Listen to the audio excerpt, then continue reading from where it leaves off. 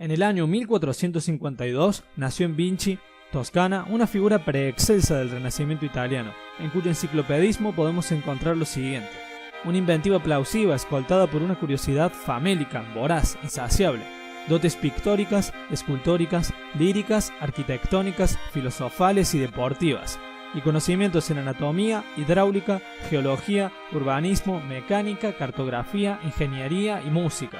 Ese día vino al mundo el que quizás es el polímata más célebre de la historia de la humanidad: Leonardo di Ser Piero da Vinci. Una familia adinerada fue su regazo. De su madre, Caterina, se conocen pocos datos. Sabemos que era campesina y que dejó a su hijo extramarital en manos de la familia del padre, Ser Piero. Este, que era notario por herencia, gozaba de una quinta en Vinci, la cual dispuso ante el pequeño Leonardo una enorme cantidad de elementos de naturaleza animal, vegetal y mineral que él descubriría y estudiaría. Su condición de hijo ilegítimo no le produjo pesadumbre alguna, y en lo relativo a su economía no debió de ser capaz de hallar un motivo para quejarse. En la primera obra suya, de la que tenemos certeza, se manifiestan algunas características nacidas de su personalidad que acompañarían su arte hasta la tumba: el claro oscuro, los paisajes pedregosos, etc.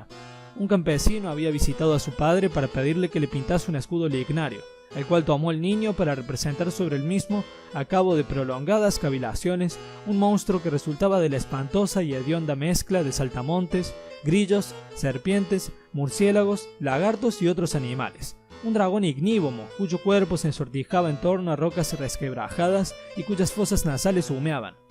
Cuando la juzgó terminada, la colocó en el caballete, acomodó la ventana de suerte que la luz incidiese en la rodela originando el efecto que pretendía, y llamó a su padre. En el momento en que iba a entrar, retrocedió un paso horrorizado y Leonardo pronunció lo siguiente: «Padre, esta obra causó el efecto que buscaba. Tómela y llévela». Ser Piero encomió a su hijo, y al cumplir los 14 años, lo llevó al taller de Verrocchio, donde estudió las bases de la técnica.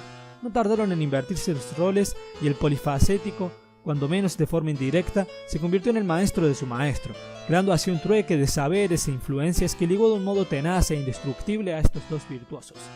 De dicho vínculo proceden algunas colaboraciones, como el bautismo de Cristo, en donde no se discute que el ángel que mira a Jesús ha sido ejecutado por Da Vinci.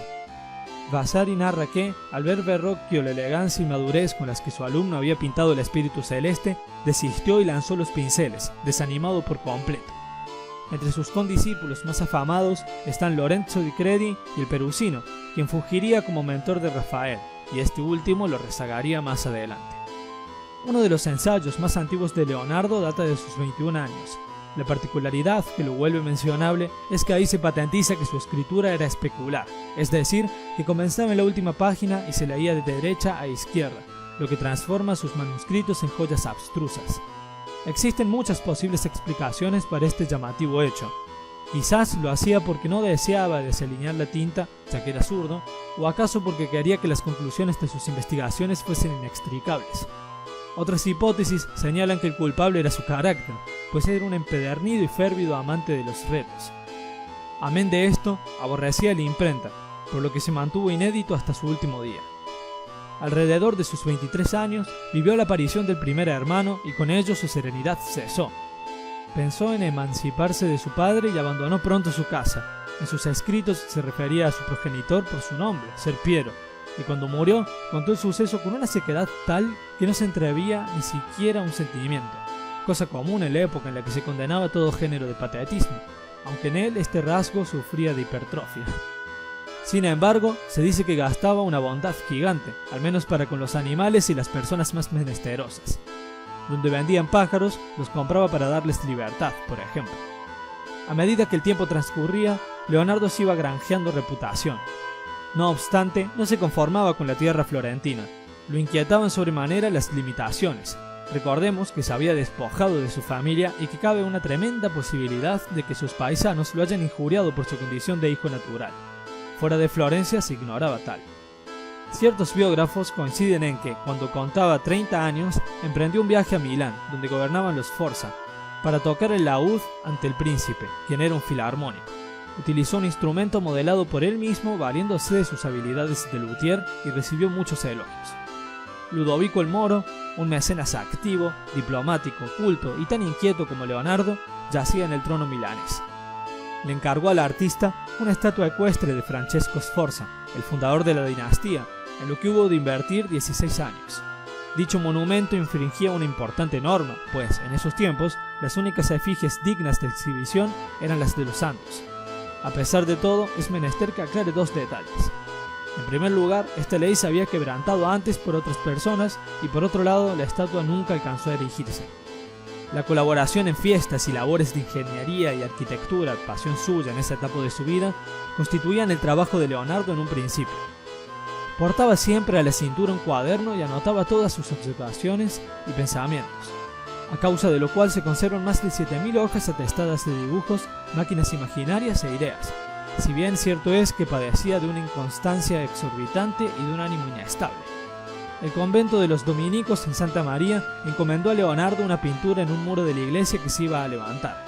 Confeccionó la obra con tanto tesón que logró la que es considerada la mejor de su autoría, La Última Cena.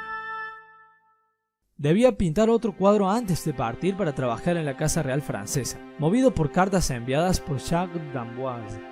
Realizó entonces, en 4 años, el retrato de una mujer cuyas fascinantes facciones, máxime su sonrisa, inspiraron a una desmesurada cantidad de literatos, filósofos, cineastas, músicos y teóricos, la Gioconda.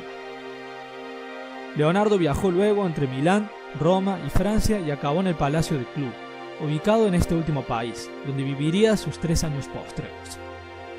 Se dedicó a los estudios anatómicos y botánicos y no paró de rellenar páginas con planos de inventos extravagantes. Es incontrovertible que cultivó hasta el final. Enfermó de gravedad y redactó su testamento.